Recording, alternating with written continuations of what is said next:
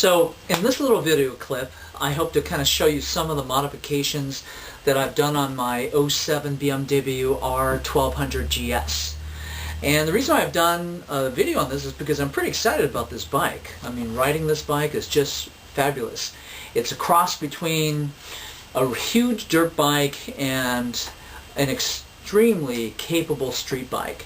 And I just have the most fun on this for riding in the street. I feel like I can, hit dirt patches and go slide if I wanted to. Not that I necessarily will, but definitely I feel a lot of control. Riding in the rain is a dream on this bike, and the roads that are the most technical, bumpy, potholes, gravel, sand, or even going on dirt roads. This is a fabulous bike to do this in. So on this video I've got the different additions I put on here and sort of why I put them on and stuff like that. So anyway, hope you enjoy it. Okay, so here she is, '07 R1200GS. Wire wheels. They are stronger, and I think they look kind of cool. And then a modification that if I only had to do one, it would be this one. I have a set of white power shocks, WP shocks, front and rear, and these by far, I mean, I am totally in love with these shocks. I've run Olin's, I've run by Tubo, I've run a bunch of other ones, but my favorite actually, and Wilbur's also for that matter, my favorite are these white WP shocks. They are three-way adjustable. You see there is compression damping adjustments right there for high and low speed. There's damping right here. And these WPs, see the if you look at the holes on top of the spring there, that's how you adjust a preload. You basically just stick a tool in there and the thing will turn. Just really neat. So that's the #1 farkle or modification that I would do on this bike. Another one is, this is really neat. This handle really allows me to lift the bike on the center stand so much easier than without it. Okay, a few things here. We see three things here. This is a guard here on the right. I got that from Touratech. This one I believe is Touratech here. It is a guard for the sensor here. Falling on that, breaking that sensor will disable your bike, so I got that. This one has 3 mounting holes on it, and it provides a very stable platform. This is in the oil cap replacement. It has a key on it, makes it a little bit more secure. Why is it blue? It just looks cool. Down in here are the skid plates by Ernie. He's on Adventure Forum, and for under 200 bucks you get a fully beautiful and beefy skid plate. Just really like it. Here I have power pegs. There are two brands that look very similar. One is power pegs, one is pivot pegs. Power pegs, when they don't spring back to neutral, and pivot pegs do. I have both, and I think and they're both fine. There's no problem with it. I got this adjustable gear shift lever because when I ride in full dirt bike gear with huge dirt boots, my feet are much bigger than with my street boots, so this will adjust out when I want it to. Alright, as we go forward, I got the BMW guard here, the cylinder head guards, and the tubular bars here, and they seem to work fine. Okay, and looking at the front disc, if you know this bike, you know there's something missing. The tooth mechanism for the ABS, and of course the ABS sensor is missing. I purposely did not want ABS, and you can email me and I'll let you know I have reasons for that. A little guard for the bottom leg of the fork, because that's what gets scratched. Here, from, I believe this is Touratech. In fact, I think, yeah, it is. These are little bumper guards. If you happen to crash, this will cushion the turn of the handlebars and will allow you to maybe save, when it turns this way, it kind of cushions, and it may save you from denting your tank, maybe.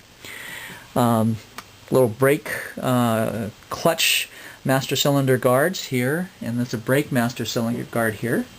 And then looking here, you see these adjustments here. You can loosen the pinch bolts on the handlebars very easily. This is extremely convenient for when you're on a road trip and I just want to ride.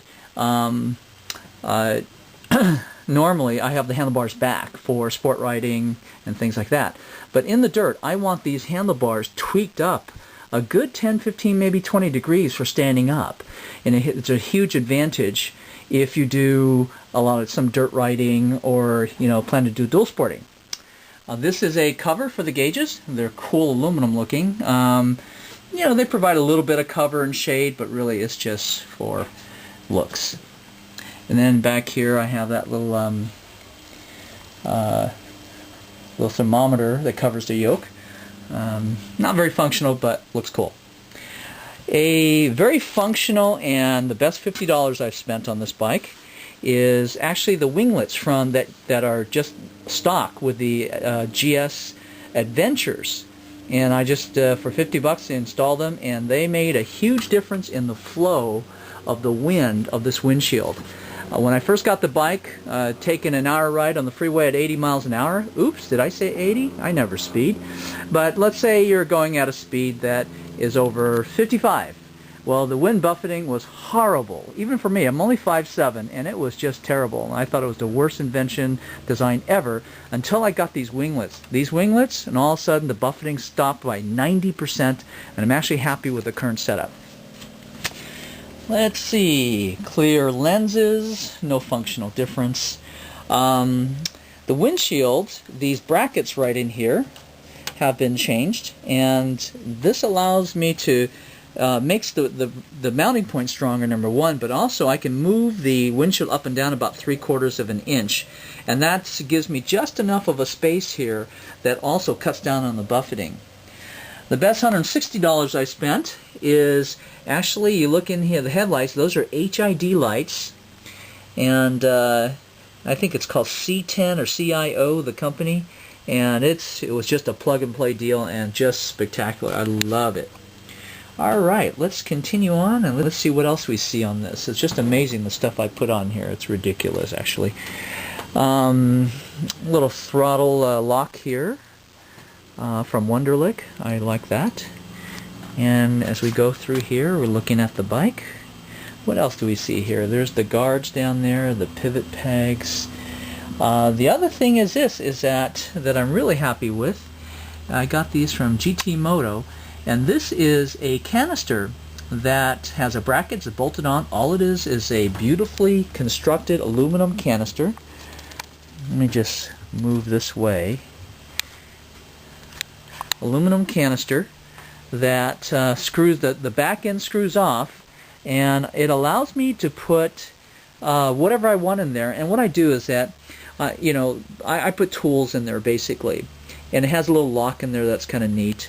It's a beautiful setup, GT Moto, gt-moto.com. These guys are awesome. $140, and you get this incredible canister. They have different mounting system for different bikes, but there you have my bike, and I'm really happy with that. Of course, I have another part of the toolkit that goes underneath the seat, and of course the toolkit that comes with the bike is pretty minimalistic. So there you go. Oh, also, let's just take a look at the front shock on this. I really think that's the neatest thing. This is the front shock, the white power front shock, and again you can see up there the three-way adjustable. Let me see if I can't move this over here. There we go. That's high and low speed compression adjusting there, damping adjustment down there, and let's get a close-up shot of the actual, see the holes in there? There's a tool that just sticks in there, and with a set screw, you unscrew the set screw and you can change the preload very quickly. No double locking key rings and all of that. So that's probably the #1 modification that I'd recommend. So there's my bike. I run dual sport tires. I don't run high traction street tires. Don't really need it on the street. On the track, yeah, you want to run slicks or some real high performance tires. I'm Dr. Harry Wong. Have a good day.